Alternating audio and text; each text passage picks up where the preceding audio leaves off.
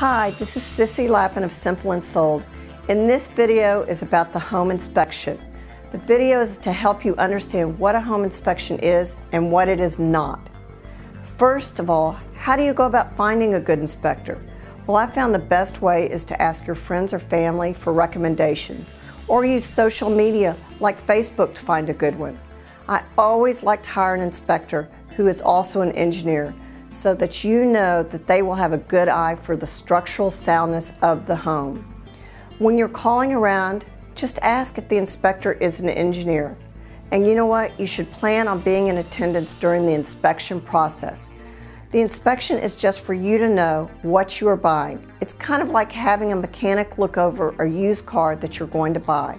When you do that, you don't go back to the used car dealership and demand that everything gets fixed on the car before you buy it. You ask them to repair the obvious defects or flaws, but most likely, if you're buying used, you'll understand that there will be some surface flaws that you have to fix yourself if you want that vehicle to be perfect.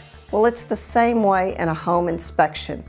Unless there's a health, structural, or safety component to the repair, absolutely everything is negotiable. If there is a health, structural, or safety component on the inspection report, then chances are the seller does need to fix it or credit the money to have it fixed. In my years of experience, the next buyer is going to want it fixed. So on that, you should ask the seller to fix it. When you call to book the inspection, ask if they suggest you have anything else inspected that they do not inspect. Another inspector typically does not do a termite or bug inspection. Some inspectors also will not inspect pools or sprinkler systems. So you need to ask to make sure and know what the inspector is going to inspect.